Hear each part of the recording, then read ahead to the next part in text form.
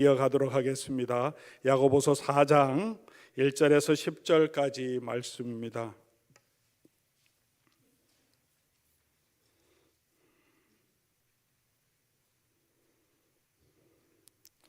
야고보서 4장 1절에서 10절까지 신약성경 맨 뒤쪽 부분에 있습니다. 374쪽이고 375쪽입니다. 우리 묵상하는 마음으로 교독해서 한 절씩 우리 하나님 말씀 받들어 읽겠습니다. 너희 중에 싸움이 어디로부터 다툼이 어디로부터 나느냐? 너희 지체 중에서 싸우는 정욕으로부터 나는 것이 아니냐?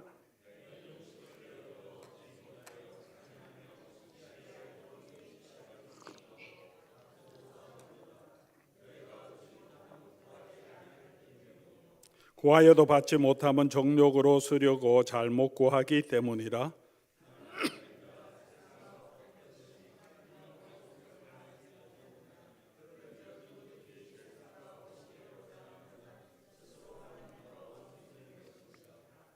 너희는 하나님은 우리 속에 거하게 하신 성령이 시기하기까지 사모한다 하신 말씀을 헛된 줄로 생각하느냐?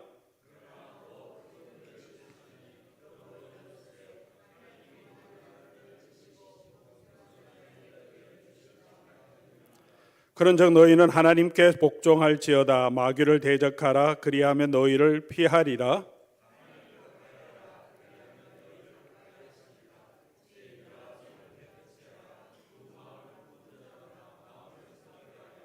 슬퍼하며 애통하며 울지어다. 너희 웃음을 애통으로 너희 즐거움을 근심으로 바꿀지어다.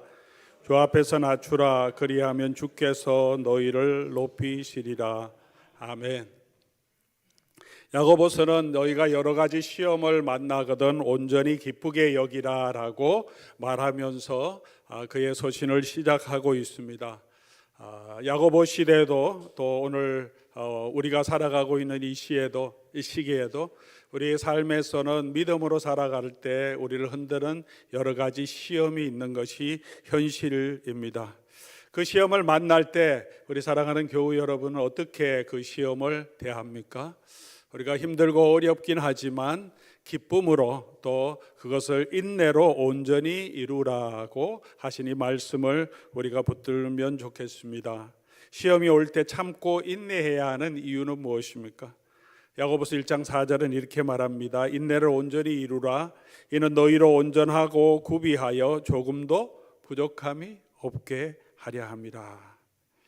너무 우리 다가오는 시험 우리가 너무 두려워하거나 걱정하거나 또 힘들어하지 말고 또 참고 인내하면 하나님께서 그 인내의 과정을 통해서 저와 여러분을 온전하고 구비하여 부족함이 없는 사람으로 세워주시는 하나님의 축복이 함께함을 야고보는 말하고 있습니다. 성경을 묵상하고 하나님의 말씀대로 살아야 하는 이유를 사도 바울은 디모데후서 3장 17절에 또 이렇게 얘기합니다. 이는 사람으로 온전하게 하며 모든 선한 일을 행할 능력을 갖추게 하려 합니다. 사도 바울도 우리 신앙생활에 말씀을 붙들고 살아가는 신앙생활의 궁극적인 목적은 우리가 하나님 앞에서 온전하고 모든 선한 일을 행할 능력을 갖추어서 하나님이 우리에게 맡기신 일을 신실하게 감당할 수 있게 하는 것이라고 말합니다. 야고보도 믿음, 말씀으로 살아가는 것과 마찬가지 반대로 또 시험이 올 때 그 시험을 이겨가는 이유도 인내해야 하는 이유도 우리가 온전하고 구비하여 부족함이 없는 사람이 되는 것이죠. 우리가 신앙생활하는 가장 중요한 이유는 또 신앙의 목적은 사람이 되는 겁니다. 그리스도의 사람이 되는 것이죠. 우리가 교회에서 많은 봉사도 하고 수고도 하고 섬김도 하고 평생 신앙생활을 하지만 우리가 온전한 사람이 되지 못한다면, 예수 그리스도의 성품을 더 닮아가는 사람이 되지 못한다면, 주께서 우리에게 맡겨주신 그 선한 일을 신실하게 감당하는 그런 일들을 하지 못한다면 우리의 신앙생활이라는 것은 공중에 허공에 대고 우리가 손으로 우리가 허공을 치는 것 같은 그런 헛수고일 수 있다라고 사도 바울은 성도들에게 권면하고 있습니다. 저희가 목회자로 설교를 평생 하고 또 교회를 잘 이끌어가서 큰 교회를 이루고 많은 사역을 감당할지라도 제 자신이 그리스도의 성품을 점점 더 닮아가지 못한다면 제가 한 모든 수고는 헛것이 될 수 있다는 것입니다. 마지막에 예수님께서 저를 보시고 너는 누구냐? 나는 너를 도무지 알지 못한다라고 하실 수도 있다고. 성경은 분명하게 예수님은 성경을 통해서 우리에게 경고하고 있습니다. 그러므로 우리가 무슨 일을 하든지 그 방향이 중요한 거죠. 우리가 무엇을 위해서 무엇을 이루려고 하는가 하는 그 방향이 중요합니다. 방향을 잘못 찾으면 열심히 수고하고 노력한 모든 수고가 헛것이 될 수 있습니다. 우리가 온전한 사람이 되는 것, 예수 그리스도의 성품을 더 닮아가는 그런 인격이 되는 것이 중요한데 우리가 온전한 사람으로 만들어져 가는데 그것은 쉽지 않은 여정입니다. 우리가 온전한 사람이 되도록 하지 못하고 방해하는 두 가지 요소를 오늘 본문 4장 1절부터 우리 4절까지 야고보는 두 가지를 우리에게 얘기해 주고 있습니다. 하나는 육체의 정욕이죠. 우리의 속에서 있는 육체의 정욕이라고 하고, 또 다른 하나는 4절에서 나오는 대로 세상의 것들을 사랑하는 것, 세상과 벗됨이라고 얘기합니다.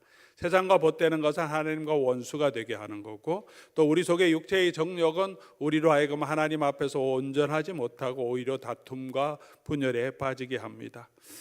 오늘 4장 1절 말씀 보니까 너희 중에 싸움이 어디로부터 나며 다툼이 어디로부터 나느냐, 너희 지체 중에서 싸우는 정욕으로부터 나는 것이 아니냐라고 하면서 우리 속에 있는, 믿는 우리 속에 있는 이 정욕의 문제를 사도 바울은 말하고 있습니다. 이 정욕이 있기 때문에 우리가 이 정욕대로 살지 않고 제어하고 성령대로 살아가는 그 삶을 살아야 그리스도의 성품을 닮아가는데, 우리 속에 있는 이 정욕들이 우리로 하여금 자꾸 자기 좋아하는 대로 자기 원하는 것들을 찾아서 가도록 우리를 자꾸 이끌어 간다는 거죠. 그래서 지체 중에서 싸우는 우리 속에서 그렇게 우리로 하여금 성령을 따라 살지 못하게 자꾸 우리 감정대로 우리 마음대로 살아가게 한다는 것입니다. 여기서 정욕이라고 하는 이 단어는 헬라어로는 헤도네라고 하는 단어인데요, 즐거움, 쾌락이라는 뜻입니다. 영어에 히도니즘이라고 하는 단어가 있습니다. 쾌락주의를 표현하는 건데, 그 히도니즘이라는 것이 이게 헤도네라고 하는 명사와 같은 어원에서 나온 것이죠. 즐거움, 쾌락을 부정적인 의미에서 사용하면 자기 즐거움을 추구하는 거죠. 자기가 기뻐하는 대로 행하는 거죠. 자기 쾌락을 추구하는 것, 그것이 우리 속에 있는 육체의 정욕으로 야고보는 말하고 있습니다. 우리 속에 그런 마음들, 그런 생각들이 다 있죠. 무엇을 하든지 내가 기뻐하는 대로 하고 싶어하는 마음이 있습니다. 내가 싫은 거는 하고 싶지 않습니다. 내가 좋아하는 거는 시키지 않아도 잘합니다. 그런데 그 좋아하는 것들, 내가 즐거워하는 것들이 하나님이 기뻐하시는 것을 내가 좋아해야 되는데 그렇지 않을 때가 많다는 거죠. 그래서 육체의 정욕 이렇게 얘기한 것은 나의 육체, 하나님을 경외하는 그 마음이 아니라 내 그냥 육체, 이 플래시를 즐거워하는, 내 자신을 즐거워하는 것에 빠짐으로 우리가 하나님을 섬기는 일들을 하지 못하게 우리를 막고 있다는 것입니다. 그런 육체의 정욕을 따라 사는 삶이 무엇이 문제인지 오늘 야고보는 이야기하는데, 가장 큰 문제는 우리 안에 다툼과 분열을 일으키는 것이 바로 이 우리 속에, 우리 지체 안에서 싸우는 이 정욕으로부터 나는 것이라고 말합니다. 공동체가 하나 되지 못하고 우리 부부 가족 안에서 하나 되지 못하게 하는 것, 모든 다툼과 분열의 가장 중요한 그 원인을 찾아보면 다 우리 속에서 나오는 자기 중심적인 생각이죠. 자기 즐거움, 자기 이익을 추구하는 거죠. 우리 속에 있음에도 불구하고 우리는 다툼이나 갈등이 있을 때 항상 그 문제를 바깥에서 찾을 때가 많습니다. 내 속에서 찾지 않고 바깥 다른 사람을 탓할 때가 많습니다. 저 사람이 문제다. 그 사람 때문에 내가 이렇게 상처를 받고, 그 사람 때문에 우리가 다른 사람이 상처를 받다 그렇게 말하기도 합니다. 성경은 그 다툼의 가장 문제는 우리 속에 있다라고 말합니다.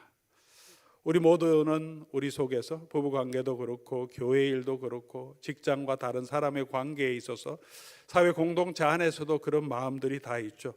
내가 원하는 대로 하기를 원하고 그렇게 되면 기쁘고 그렇지 않으면 좀 마음이 불편하고 내가 하는 일이 방해되면 짜증이 나죠. 운전을 할 때도 내가 잘 가고 있는데 갑자기 옆에서 내 길에 누가 갑자기 켜들어오면 기분이 나쁘고 짜증이 납니다.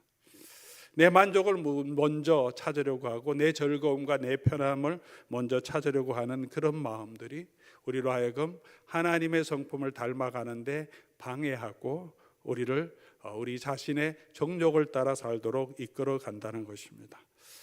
이것이 우리 안에 있으면 더 근본적인 문제는 육체의 정욕을 추구하는 것은 결코 그 사람을 만족시키지 못한다는 것입니다.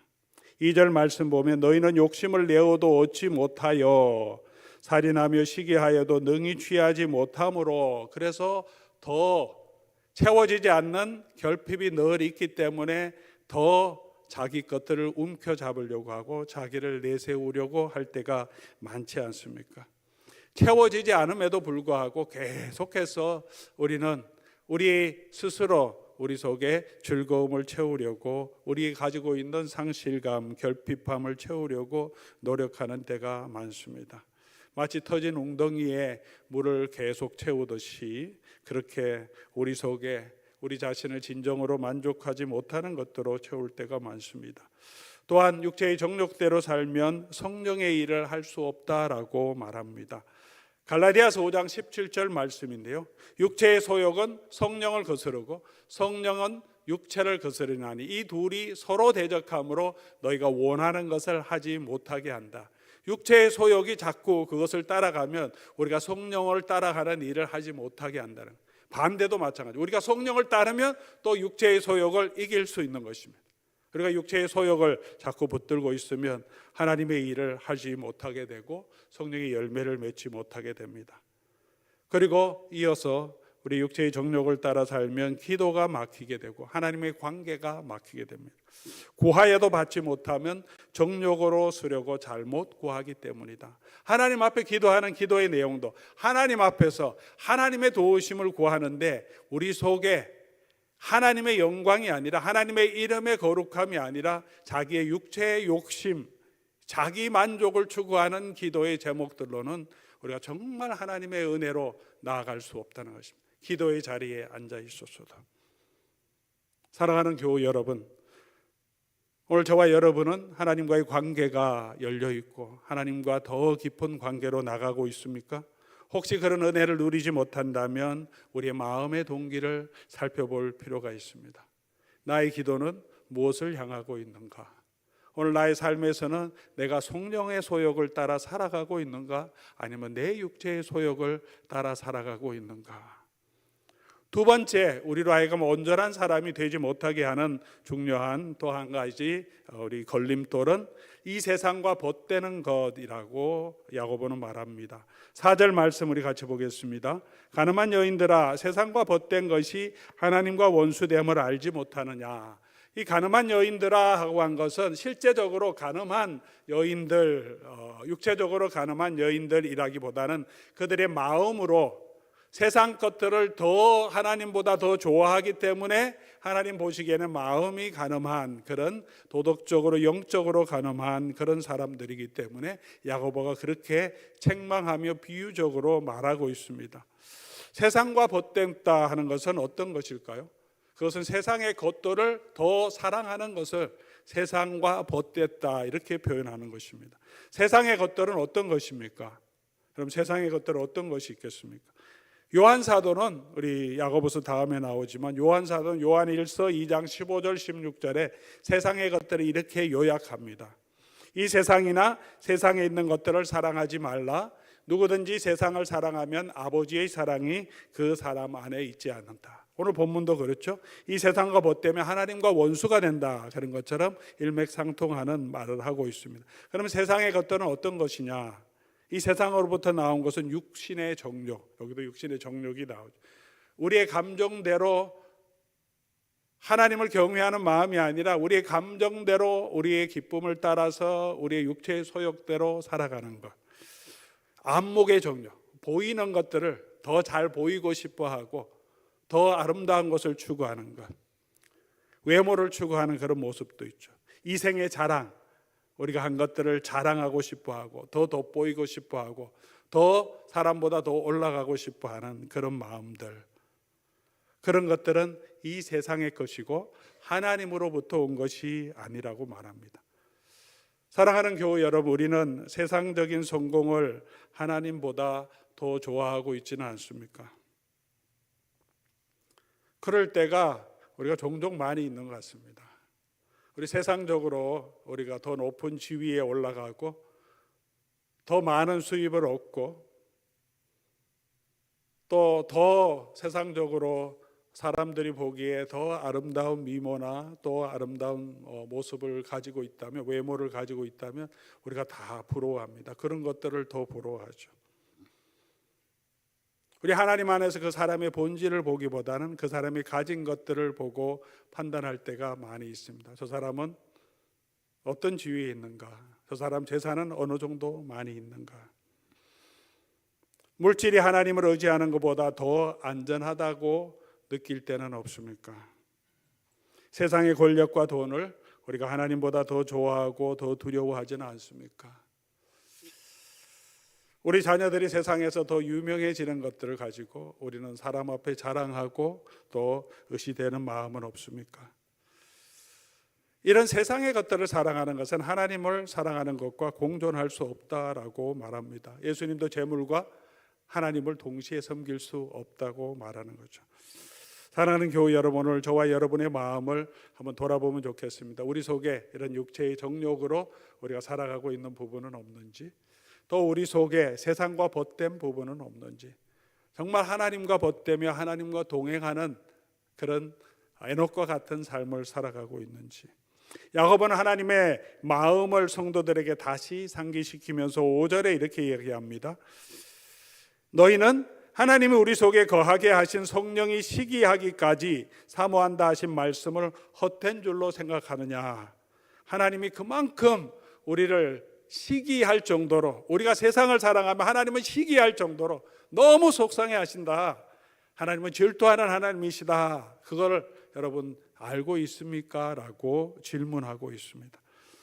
우리 하나님은 질투하는 하나님, 그 말은 무슨 뜻입니까? 하나님이 질투하신다는 것은 하나님이 우리를 사랑하시는 것만큼 하나님의 백성들이 그대로 하나님을 사랑하기를 하나님이 간절히 원하신다는 하나님의 사랑의 표현이죠. 하나님은 당신의 가진 모든 것들을 우리를 위하여 내어주시고 우리가 하나님이 가지고 계신 모든 것들을 우리에게 유업으로 주시며 그 축복을 누리기를 원하시는데, 우리가 자꾸 하나님이 아니라 세상 것을 보고 세상에 있는 재물, 세상에 있는 건강, 세상에 있는 지위, 세상에 있는 나의 모습들, 이런 것들을 보면서 건강을 의지하면서 사람을 의지하면서 오히려 그것이 우리에게 행복을 줄 것처럼 붙들고 살아가는 모습을 볼 때 하나님은 시기하실 만큼 그렇게 우리를 향하여 질투하신다라고 말합니다. 사랑하는 교우 여러분, 오늘 저와 여러분들은 무엇을 바라보고 있습니까? 오늘 우리가 함께 우리 조 목사님 통해서 찬양한 것처럼 나의 힘이 되신 여호와여, 내가 주님을 사랑합니다. 우리가 정말 우리의 힘이 되신 여호와를 바라보는 저와 여러분 될 수 있기를 바랍니다. 이런 유혹에서 벗어나는 방법들을 야고보는 5장부터 쭉 설명해 가면서 우리 성도들을 권면하고 있습니다. 이런 육체의 정욕들, 우리 자기 기쁨을 누리는, 자기 유익을 추구하는 것, 자기 즐거움을 추구하는 것, 또 세상과 벗된 이런 마음에서 우리가 이길 수 있는 건 뭐냐? 6절 말씀 보면 하나님이 더 큰 은혜 주시는 분이심을 우리가 먼저 기억하라고 야고보는 말합니다. 그러나 더욱 큰 은혜를 주시나니, 누가요? 하나님께서. 이 세상이 줄 수 있는 것보다 더 큰 은혜가 하나님께로부터 온다는 것을 우리가 명심하고 기억해야 합니다. 세상의 그 어떤 것도 하나님이 주시는 그 기쁨과 하나님이 가지고 우리에게 주시는 그 부유함과 비교할 수 없다는 것을 우리가 늘 기억해야 합니다. 사랑하는 교우 여러분, 그것을 여러분 믿고 계십니까? 하나님께서 우리에게 약속해 주신 그 유업은 우리가 이 땅에 집 하나 없어도, 우리가 이 땅에 은퇴 연금 수백만 불이 없더라도 하나님께서는 우리에게 하나님이 가지고 계신 모든 것들을 유업으로 주셨다는, 우리는 그런 하나님의 나라의 상속자라는 담대함을 우리가 가지고 있습니까? 그래, 기억하지 않으면 자꾸 우리가 지금 현재 가진 것만으로 우리 자신을 볼 때가 있습니다. 그래서 더욱 큰 은혜를 주시나니, 이 말씀을 우리가 붙들어야 합니다. 하나님 안에서 하나님께서 우리에게 주신 그 능력의 힘이 큰 것을, 하나님 우리에게 주신 그 사랑이 얼마나 넓고 깊고 큰 것인지, 그리고 그리스도 안에서 우리에게 주신 그 유업이 얼마나 풍성한지를 우리는 늘 기억해야 합니다. 그래야 우리가 믿음 안에서 흔들리지 않을 수 있습니다. 더 큰 은혜를 사모하는 저와 여러분 될 수 있기를 바랍니다. 두 번째 7절 8절 말씀 보니까 마귀를 대적하고 하나님을 가까이 하고 하나님께 복종하라라고 말합니다. 7절 8절 말씀 우리 같이 한번 읽어보겠습니다. 그런즉 너희는 하나님께 복종할지어다. 마귀를 대적하라. 그리하면 너희를 피하리라. 하나님을 가까이 하라. 그리하면 너희를 가까이 하시리라. 죄인들아 손을 깨끗이 하라. 두 마음을 품은 자들아 마음을 성결하게 하라. 우리가 하나님과 가까이 더 갈 수 있는 방법이 있습니다. 하나님을 가까이 하면 됩니다. 마귀의 유혹을 이길 수 있는 방법이 있습니다. 마귀를 대적하면 됩니다. 힘들다 하지만 우리가 힘든 것은 우리의 욕심을 내어놓지 못하기 때문에 그렇습니다. 사탄을 향하여 나를 떠나라 하고 우리가 분명하게 선포하면 어떤 시험도 우리가 이길 수 있습니다. 가까이 하라. 그리하면 하나님이 가까이 하실 거다. 우리가 하나님께로 가까이 가면 하나님께서 우리 가까이 계시면서 우리와 하나님이 더 가까이 될 수 있도록 하나님 늘 우리와 함께 하십니다. 하나님 먼 곳에 계신 것이 아니라 우리가 어느 곳에 있든지, 우리가 바다 끝까지 가서 그곳에 있더라도 하나님 그곳에 같이 계신다고 시편 139편 우리 새벽에 묵상하는 말씀에도 나오죠. 하늘에 있으라도 하나님 거기 계시고 스홀에 내려가도 거기 계신다. 문제는 우리가 우리 눈을 들어서 우리 옆에 계신 하나님을 바라보는 것이죠. 그러면 하나님 바로 옆에서 우리와 함께 하심을 우리로 하여금 경험하고 보게 하실 것입니다.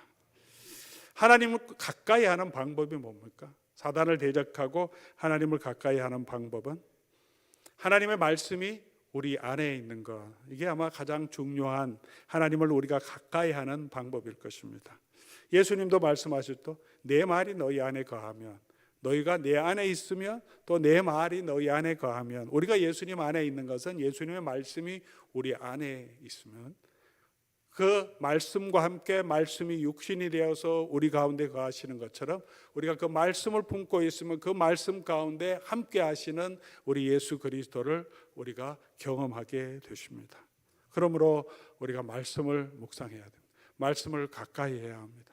그리스도인은 이 세상 살아가는 동안에 가장 중요한 것이 하나님의 말씀을 붙들고 묵상하고 그 말씀대로 살아가는 것, 말씀과 가까이 하는 것 외에 우리가 다른 것들로 우리의 신앙이 성숙할 수 있는 다른 방법은 없습니다. 아무리 기도를 많이 해도, 아무리 많은 봉사를 하더라도 말씀이 없으면 우리의 신앙은 흔들릴 수밖에 없어요. 말씀이 우리 신앙과 우리의 삶의, 우리의 인격의 기초입니다. 그래서 그 말씀이 사도 바울도 디모데후서에 말한 것처럼 말씀이 성령의 감동으로 된 것으로 그 성경 말씀이 우리를 온전하게 하고 우리를 모든 악한 것들로부터 우리가 선한 일을 행하도록 의로 우리가 살아갈 수 있도록 하나님의 말씀이 우리를 붙들어 준다고 말합니다. 여호와의 말씀을 우리가 주야로 묵상하면 그 말씀이 시냇가에 심은 나무처럼, 말씀 우리 곳에 있을 때 우리는 시냇가에 심은 나무처럼 시절을 쫓아 과실을 맺는다고 말합니다. 사랑하는 우리 교우 여러분, 우리가 하나님 가까이 가는 것은 우리가 그냥 이 육체적으로 우리 하나님을 가까이 하는 것이 아니라 하나님의 말씀을 가까이 하는 것이 우리 하나님을 가까이 하는 것입니다. 그렇게 하나님 말씀을 붙들고 매일 말씀을 묵상하며 들은 말씀을 마음에 품고 읊조리며 살아가는 저와 여러분 될 수 있기를 바랍니다. 그럴 때 말씀이 저와 여러분에게 기쁨도 주고요, 힘도 주고, 그리고 말씀이 우리 속에 있을 때 우리가 두려움을 이길 수 있는 담대함도 그 말씀이 저와 여러분을 우리가 붙들어 주실 줄 믿습니다. 또 하나님께 가까이 가는 것은 예배의 자리로 우리가 나가는 거죠. 하나님께 가까이 간다는 것은 예배의 자리로 나가는 것입니다. 하나님께서 정하신 주일 예배의 시간에 그 자리로 우리가 나가는 것, 헌신해서 나가는 것, 그 마음, 그 주일을 준비하는 마음을 통해서 일주일 내내 우리의 마음이 하나님을 향해 있는 거죠. 예배의 자리로 나가는, 공예배의 자리로 나가는, 또 주중에 또 이렇게 수요일 날 이 예배의 자리로 함께 나오시는 것도 하나님을 가까이 하는 아주 중요한 방법입니다. 새벽 시간에 또 하나님께로 나와서 말씀을 묵상하는 그 시간도, 그 모든 수고를 통해서 우리가 하나님과 점점 가까워지는 거죠. 특별히 노력하지 않아도 그런 수고를 통해서 하나님은 저와 여러분 안에 계시며 우리의 마음을, 우리의 인격을 조금씩 만들어 가고 계십니다. 그렇게 우리가 하나님의 예배하는 예배의 자리로 더 가까이 갈 수 있기를 바랍니다. 우리 내년도 표를 참된 예배자가 되자 그렇게 정하고 다시 우리 삶의 예배가 회복되기를 원하는 캠페인도 저희가 하려고 합니다. 더 일찍 나오고 더 경건하게 예배를 드리고 더 앞으로 나와서 우리 앉고 우리 예배의 자리에서도 우리가 더 하나님께 가까이 가는 마음은 더 가운데 더 앞쪽으로 나가는 마음이죠. 뒤에 있는 것은 마음이 좀 멀죠. 예배의 자리에 나오는 건 하나님께 가까이 왔는데 그 가까이 와서 우리의 마음이 하나님을 더 가까이 가기보다 자꾸 뒤로 가는 것, 구석으로 가는 것은 우리 마음이 하나님을 향하는 마음은 아니죠. 더 가까이, 더 앞쪽으로, 더 가운데로 우리 마음을 하나님 앞에 드리는 것도 예배의 자리에서 하나님을 가까이 하는 방법일 겁니다. 그런 마음 가운데 하나님께서 우리 속에 역사하시며 우리로 하여금 우리 세상의 것들과 벗되지 않고 더 하나님의 성품을 닮아가고 온전하게 하나님 만들어 가실 줄 믿습니다. 하나님을 가까이 하는 것은 또 성령과 함께 거하는 것입니다. 우리 육체를 소욕을 따라가는 것이 아니라 날마다 우리 성령의 소욕을 따라 사는 거죠. 어떤 일이 있을 때마다 마음으로 기도하면서 하나님 뜻이 뭐냐, 하나님이 기뻐하시는 게 뭐냐, 오늘 이 말을 할 때 하나님 내 입술을 주장해 주시고 내 입술이 하나님이 기뻐하도록 사람을 살리는 입술이 될 수 있도록 하나님 붙들어 주시고, 오늘 내가 하는 이 행동이 하나님이 기뻐하는 행동인지 하나님 앞에서 성령을 따라서 순간순간 우리가 늘 그 성령의 인도함을 따라서 성령과 함께 살아가는 것, 하나님과 가까이 하는 것입니다. 하나님과 가까이 하면서 반대로 마귀를 대적하라라고 말합니다. 우리 육체의 정욕이 올 때 우리가 대적해야 합니다. 이런 정욕을 대적하고 세상의 것들 유혹을 벗어버리고 우리가 하나님을 향해야 합니다. 8절 말씀 보니까 그렇게 하기 위해서 손과 마음을 깨끗하게 하라라고 말합니다. 그리고 9절에는 애통하는 마음이 있어야 한다 말합니다. 회개를 얘기하는 거죠. 우리 삶을 돌이키고 우리 마음속에 하나님과 가까이 하지 못했던 부분, 육체의 소욕을 따라 살아갔던 부분들을 애통하며 슬퍼 애통하고 우는 그 사람에게 우리에게 있어야 할 것은 없고 없어야 할 죄만 있고 하나님을 향한 우리의 간절한 사랑이 없을 때 우리가 그것을 보고 애통할 때 눈물로 씨를 뿌리는 자는 기쁨으로 단을 거두게 하실 줄 믿습니다. 그리고 마지막으로 야고보는 성도들에게 말합니다. 10절, 주 앞에서 낮추라, 그리하면 주께서 너를 높이시리라. 겸손하라고 말합니다. 6절에도 하나님은 교만한 자를 물리시고 겸손한 자에게 은혜를 주신다라고 말합니다.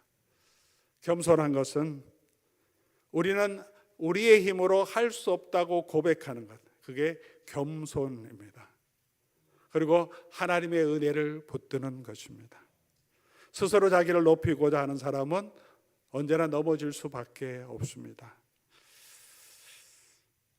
최홍만이라고 하는 씨름 선수가 있고 나중에 격투기 선수 있는데 엄청나게 키도 크고요. 가끔씩 TV에 나오면 요즘 가끔씩 이렇게 쇼트가 나오던데, 이분이 뭐 음식도 먹고 하는 걸 나오던데, 젓가락을 이렇게 잡고 있는데 젓가락이 거의 이쑤시개 같은, 이 최영만 손에 있으면 이 큰 볼도 이 작은 볼처럼 이렇게 변한다, 뭐 이러면서 몇 가지 쇼츠가 뜨는 것도 봤습니다. 그렇게 키가 크고 그렇게 힘이 센 사람도 자기 자신은 들 수 없습니다. 신방끈을 잡고 자기 자신을 들려고 하면 넘어질 수밖에 없습니다. 스스로 자기를 높이려고 하는 사람은 언제나 하나님은 못 들이신다라고 말합니다. 그러나 우리 자신을 낮추고 하나님 앞에서 겸손한 자에게 하나님은 그 사람을 높이 드신다라고 말합니다. 예수님처럼 자신을 온전하게 하나님의 뜻에 내어주는 것이 겸손이죠. 겸손은 순종에서 나오는 것이 그냥 내가 겸손합니다라고 해서 겸손이 아닙니다. 정말 겸손한 것은 그 사람의 말을 기쁨으로 따르는 것이죠. 아내 앞에서 내가 자존심을 세우지 않는다는 것은 기쁨으로, 아내가 하는 말에 완전히 그냥 기쁨으로 내가 그 말대 오케이, 그래, 내가 알았어, 그렇게 할게, 순종할 때 마음이 겸손한 것입니다. 우리가 하나님께 그렇게 겸손하게 하나님 앞에, 하나님 어떤 일을 하시든지, 아브라함에게 내 독자 이삭을 드리라고 할 때 아브라함이 겸손하게 순종하죠.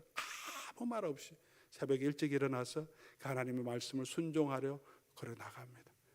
그 아브라함을 하나님 미리 준비한 수장을 가지고 아브라함에게 하나님의 축복을 선포해 주십니다. 믿음으로 걸어가면 하나님께서 저와 여러분을 분명코 높이신다고 약속해 주셨습니다. 우리 스스로 자꾸 사람 앞에서 나를 높이고 나를 내세우려고 하지 말고, 우리 하나님의 말씀에 온전히 순종하고 겸손한 삶이 될 때 우리가 온전한 사람이 되어서 우리가 예수 그리스도 안에서 신실한 일꾼으로 주님이 칭찬받는 거룩한 하나님의 백성으로 서가게 하실 줄 믿습니다. 그런 은혜가 저와 여러분에게 있기를 주의 이름으로 간절히 소원합니다. 우리 오늘 말씀 기억하시면서 우리 함께 찬송하면 좋겠습니다. 우리 온 마음으로 주를 찬송하고 생명 다해 우리가 주를 더 사랑하고 섬기는 우리가 될 수 있도록 나의 힘, 나의 마음, 모든 것 주님께 드립니다라는 고백으로 우리 함께 찬송하면 좋겠습니다.